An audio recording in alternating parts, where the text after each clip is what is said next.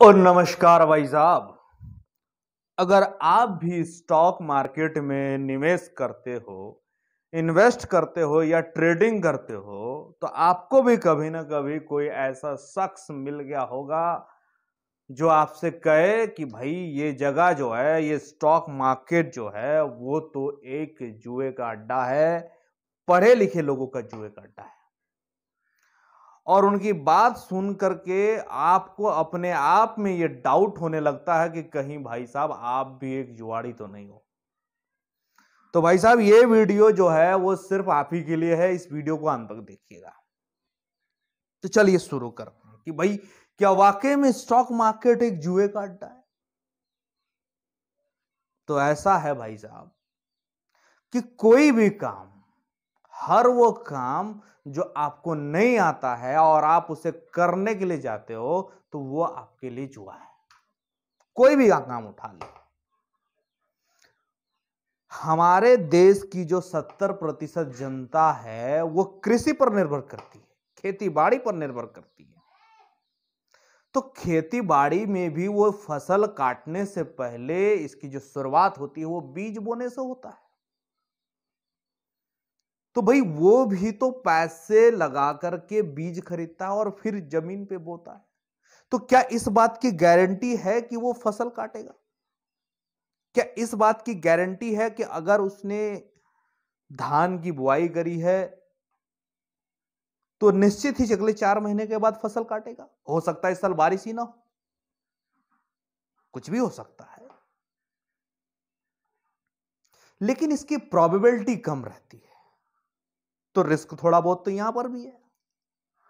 लेकिन हम उन्हें जुआड़ी नहीं कहते, हम खेती को जुआ नहीं कहते। तो फिर स्टॉक मार्केट को क्यों? लेकिन जो बात वो आपके सगे संबंधी बोल रहे हैं वो पूरी तरह से गलत भी नहीं है। गलत क्यों नहीं है? क्योंकि ज्यादातर जो निवेशक हैं, जो खास करके हमारे, बाहर का तो पता नहीं, मैं अपनी इंडिया की बात करता हूं। हमारे इंडिया में ज्यादातर जो निवेशक हैं, खास करके रिटेल निवेशक, जो कि नए नए साल में 1-2 साल पहले ही मार्केट में आए हुए हैं, ज्यादातर को तो मार्केट के बारे में पता ही नहीं है। वो आए क्यों है उन्हें पता नहीं, उनका मकसद क्या है उनको पता नहीं, वो इस मार्केट से चाहते क्या उनको पता नहीं। आशा करता हूं आपको पता होगा। अगर नहीं पता तो जाके पता कीजिए कि भाई ये मार्केट क्या है, इस मार्केट में मैं क्या आया, क्यों आया हूं, और मुझे इस मार्केट से क्या चाहिए, मेरी उम्मीदें क्या है, और इस मार्केट में सरवाइव करने के लिए क्या रिक्वायरमेंट्स है, मेरे अंदर क्या वो क्वालिटीज होनी चाहिए ताकि मैं इस मार्केट में सरवाइव कर सकूं। क्योंकि देखिए इस मार्केट में सबसे बड़ा जो चैलेंज होता है वो चैलेंज ये नहीं होता कि कितना पैसा आप कमा सकते हैं यहां से, सबसे बड़ा चैलेंज ये होता है कि आप कितना बचा सकते हो। अगर आप बचाने में सफल रहे तो पैसे तो अपने आप ही बनेंगे।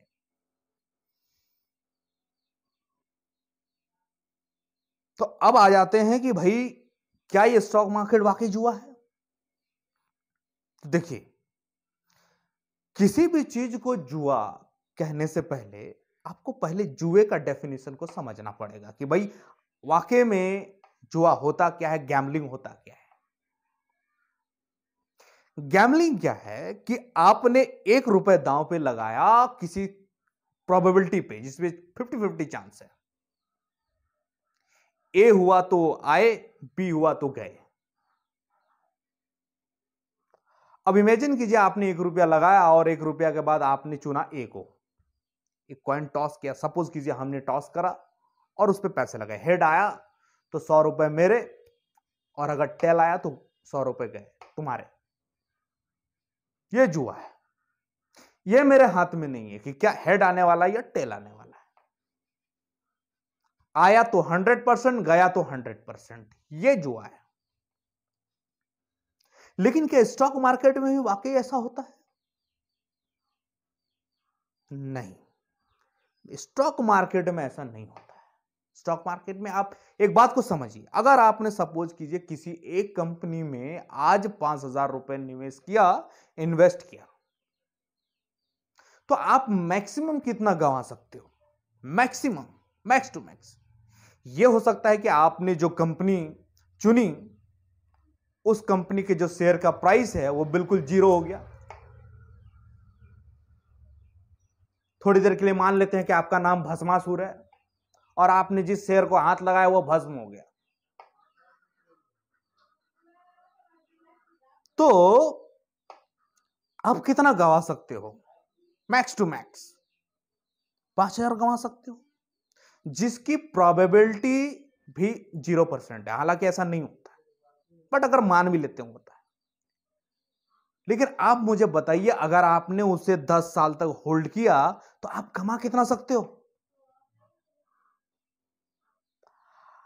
ये शेयर बढ़ करके आपका पैसा चाहे तो दुगना हो सकता है, 4 गुना हो सकता है, 10 गुना हो सकता है। और अगर आपने लंबे पीरियड के लिए होल्ड करा और कहीं आपने भी कोई ऐसी इन्फोसिस, आइचर, टीसीएस, टाइटन जैसी कंपनी चुन ली तो मे भी आपका पैसा 100-200 गुना भी हो सकता है। तो कैसे कहते हैं हम जुआ? जुआ तो नहीं, जुआ में तो ऐसा नहीं होता। जुआ में ज्यादा से ज्यादा हम कमा सकते हैं तो 100 रुपए अगर हम लगाते तो 100 कमा सकते हैं या 100 कमाते हैं।